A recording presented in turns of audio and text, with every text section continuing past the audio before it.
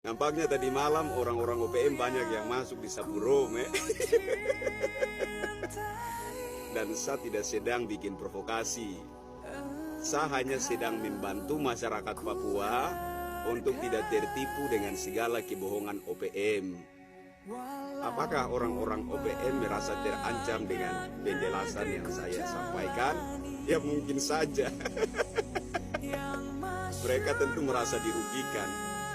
Mereka berharap orang-orang Papua itu tetap bodoh, tidak punya wawasan yang luas, agar supaya mudah diprovokasi, supaya mereka mudah mengendalikan orang Papua untuk memberontak terhadap pemerintah Indonesia. Jadi kalau ada orang yang berbicara macam saya, berniat mencerdaskan masyarakat Papua, mereka merasa dirugikan, mereka terancam. Kalau orang Papua itu melek, sadar, terus tidak percaya dong punya hasutan dan provokasi segala macam itu. Begini kakak. Oh ya, kebetulan saya tidak butuh kutukan 7 turunan. Jadi nanti kakak kasih saja itu kutukan ke orang yang lebih membutuhkan ya kakak. Kita bicara fakta saja kakak. Bahwa orang-orang OPM itu kan cuma segelintir toh. Iya kan kakak. Orang-orang OPM itu kan cuma segelintir, ya, segelintir yang menjadi penjilat Belanda, penjilat Amerika, penjilat Australia. Para pendiri OPM kan sudah kembali ke pangkuan Ibu Pertiwi, iya kan? Saya lebih percaya Pak Nicholas Messe, Pak Nicholas Joe, para pendiri OPM yang mengibarkan pertama kali bendera OPM. Bendera bintang kejora itu kan panji sepak bola dulu tuh kakak. Pada awalnya itu adalah panji sepak bola. Yang bilang Papua bukan bagian dari Hindia Belanda itu siapa kakak? Orang Belanda. Yang bilang Papua bukan bagian dari satu kesatuan NKRI itu siapa? Orang Belanda. Belanda itu siapa?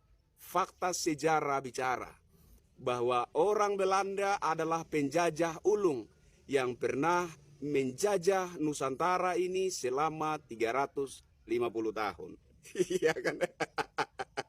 Mereka juga yang memprovokasi orang Papua untuk melihat Indonesia sebagai kolonial. Padahal mereka itulah kolonial sejati. Mereka yang memprovokasi orang Papua untuk melihat Indonesia ini sebagai penjajah. Padahal mereka itulah penjajah sejati. Nah, kenapa mereka keberatan untuk melepaskan Papua? Karena mereka gila harta. Karena mereka tergiur dengan segala kekayaan alam yang terkandung di dalam bumi Papua. Itu yang mereka kejar, itu yang menjadi target mereka. Sehingga dengan berbagai daya upaya, mereka mau membodoh-bodohi masyarakat Papua untuk membenci Indonesia. Supaya Papua itu lepas dari kesatuan NKRI, supaya mereka bebas leluasa menduduki Papua, mengeruk segala harta kekayaan alam yang ada dalam bumi Papua. Itu tujuan mereka toh. Iya toh kakak. Sudahlah orang-orang OPM ini jujur saja dengan kenyataan. Ya. Para pembesar-pembesar OPM yang ada di Amerika, yang ada di Belanda, yang ada di Australia, kembali sajalah di tanah Papua untuk sama-sama bersinergi dengan pemerintah, dengan para anggota dewan untuk membangun Papua. Supaya Papua itu bangkit dari ketertinggalan. Iya kan? Apalagi sekarang ini kan 10% saham PT Freeport itu khusus untuk Papua. Sudah ada anggaran untuk membangun Papua. Lebih dari cukup. Dulu Indonesia, satu Indonesia ini dapat 9%, itu saja sudah besar. Nah sekarang 10% utuh-utuh hanya untuk Papua saja. Wow, luar biasa. Artinya anggaran untuk membangun Papua itu sudah ada, cukup. Sudah datang saja di Papua, bersinergi dengan pemerintah, dengan para anggota dewan untuk sama-sama membangun Papua agar Papua bangkit, Papua lebih maju, agar supaya Papua itu tidak terus-terusan menjadi daerah yang merasa dianaktirikan. Saya pikir begitu.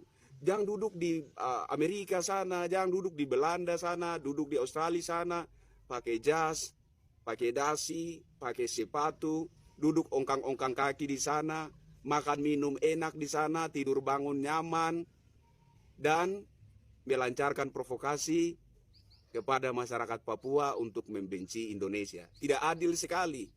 Kalau memang Papua itu sedang menderita, kenapa kau tidak mau datang untuk sama-sama rasakan penderitaan di Papua?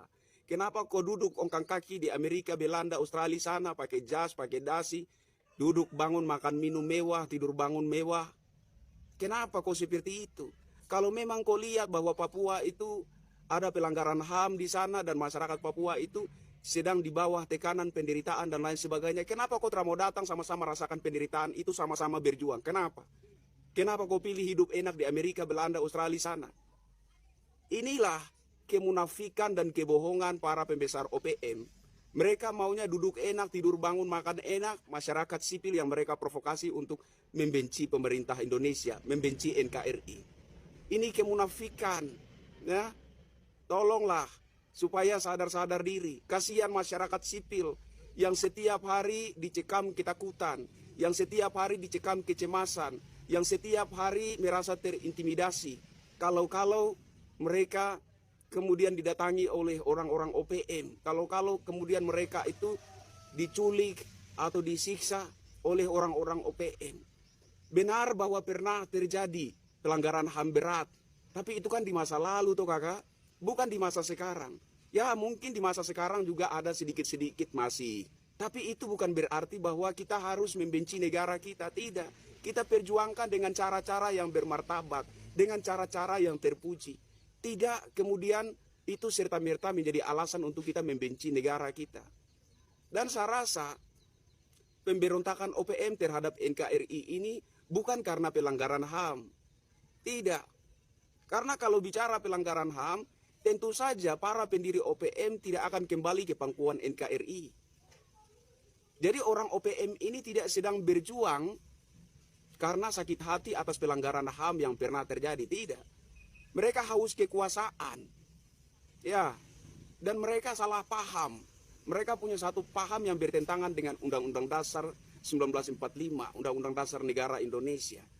Pasal 33 ayat 1 yang menyatakan bahwa bumi, air, dan kekayaan alam yang terkandung di dalamnya dikuasai negara dan dipergunakan untuk sebesar-besarnya kemakmuran rakyat. Mereka tidak terima itu. Mereka punya paham bahwa bumi, air, dan kekayaan alam yang terkandung di dalamnya itu adalah hak ulayat masyarakat Papua sejak turun-temurun, sejak nenek moyang, dan itu tetap hak ulayat mereka. Tidak bisa. Kita hidup bernegara. Kita tidak hidup sebagai orang-orang liar, tidak. Kita hidup bernegara. Dalam negara ada aturan. Begitu kakak. Terus nanti Papua merdeka kalau seandainya, kalau memang yang di atas punya takdir seperti itu. Terus mereka nanti menjadi orang-orang berkuasa. Casingnya saja yang berkuasa. Yang berkuasa itu sebenarnya itu nanti orang Belanda, Amerika, Australia itu yang berkuasa. Dan tanah Papua akan menjadi ladang perebutan harta untuk mereka. Dan orang-orang Papua, masyarakat sipil akan tetap tinggal sebagai rakyat jelata yang miskin. Yang hanya merasa Papua tetapi tidak akan menikmati segala harta kekayaan Papua. Ini yang perlu dimengerti oleh masyarakat sipil Papua, oleh Pace-Mace dan Basodara semua di Papua. Kita bicara fakta saja. Kalau sekarang pemerintah Indonesia, khususnya di era pemerintahan Presiden Jokowi ini, pemerintah sangat humanis, pemerintah sangat merakyat, pemerintah pandai mendekati masyarakat. Tapi kalau Papua merdeka dan dipimpin oleh penguasa baru, apakah nanti masyarakat Papua itu diperhatikan? Apakah mereka akan berlaku humanis terhadap masyarakat sipil? Apakah mereka akan membebaskan masyarakat sipil untuk menguasai lahan tanah mereka, untuk menggali dan menikmati segala harta kekayaan di bumi Papua? Tidak mungkin, tidak mungkin. Suatu wilayah yang diatur oleh sistem kenegaraan, tentu saja ada aturan-aturan yang harus dipatuhi oleh rakyatnya. Begitu kakak. Jadi terkhususnya buat sepung kakak dong, buat saudara dong, yang pro ke OPM, ya. Sudahlah, jangan kutuk-kutuk saya. Saya tidak butuh kau kutukan itu, 7 turunan segala macam itu saya tidak butuh. Kasih ke orang-orang yang lebih membutuhkan saja. Oke kakak, saya pikir kakak perlu belajar dari Pace Nicolas Mese, perlu belajar dari Pace Nicolas Joe, dan